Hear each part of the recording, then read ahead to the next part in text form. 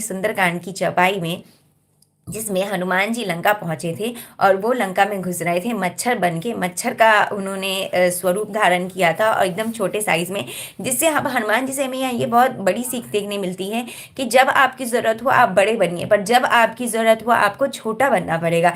जैसे हनुमान जी सुरसा से, जब वो सुरसा माता से, जब उनका मतलब वो सुरसा माता जब उनके रास्ते में आई थी और उन्होंने अपना मुंह बड़ा कर लिया था, तो हनुमान जी को पता था कि अभी इससे निपटने के लिए मुझे अपना साइज बड़ा करना होगा। तो हनुमान जी, सुरसा माता ने जैसे 16 योजन किया तो वो 32 योजन के हो गए थे।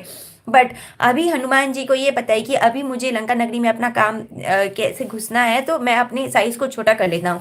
तो रियल लाइफ में भी जब आपको ज़रूरत पड़े, अपने आप जब आपको ज़रूरत पड़े आप अपना बुद्धि, बल और स्ट्रेंथ दिखाइए, बट जब ज़रूरत पड़े आपको छोटा बनना है, आपको छोटा बनना चाहिए। अगर आपको लगे कि सामने वाले से आपको छोटे बन के माफ़ी मांगने की ज़रूरत है, तो आप माफ़ी भी मांग लीजिए। यही सिखाती है हमें हनुमान जी से। अभी तो हमें ये सीखने मिलता है और आगे हमें ये सीखने मिलता है हनुमान जी से।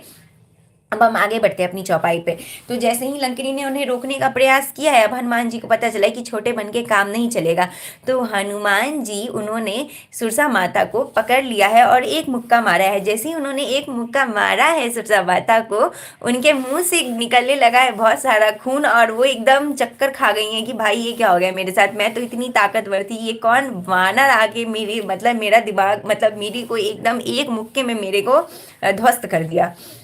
तो अब यहाँ पे आती है सुरसा माता ने, उसी टाइम पे सुरसा माता को ये समझ आ गया कि ये जो वानर है, ये वानर कोई साधारण वानर नहीं है। वो कहती हैं, देखिए, पुनि संभारी उठी सो लंका, जोरी पानी कर विनय विनय सशंका, जब रावण ही ब्रह्म बर दीना, चलत बिरच कहाँ मोहि चीन्हा।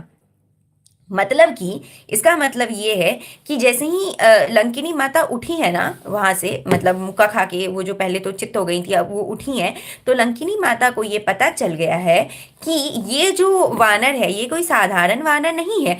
क्योंकि ब्रह्मा जी ने जब मुझे वरदान दिया था तो उन्होंने मुझे ये कहा था कि जब वानर के मारने से तुम चित्त हो जाओ, तुम्हारी एकदम तुमको मूर्छा आ जाए, तो तुम समझ जाना कि अब लंका का नाश निश्चित है और अब तुम्हारा टाइम जो है पूरा हो गया है लंका में।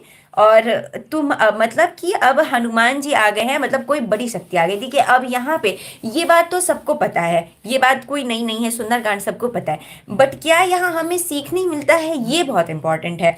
अब देखिए, लंकिनी यहाँ पे जो आप अपने मन में जब आप कोई काम करने के लिए जाते हैं तो आपको बहुत सारी बाधाएं आएंगी रास्ते में, है ना। और ये बाधाएं बाहर नहीं होती है, कभी कभी बाधाएं हमारे मन के अंदर होती हैं, जो डर डर के रूप में होती है या फिर भय के रूप में होती है, या दुख या चिंता जो हमें सताती है, उससे हम कैसे जीत सकते हैं, ये हनुमान जी सिखाते हैं कि कैसे दृढ़ता के साथ हनुमान जी ने अपने आप को उस टाइम पे मजबूत किया। मच्छर की साइज के थे बट अब वो बड़े हो गए, उन्होंने मजबूत किया और 1 मिनट में उन्होंने वो लंकिनी को खत्म कर दिया।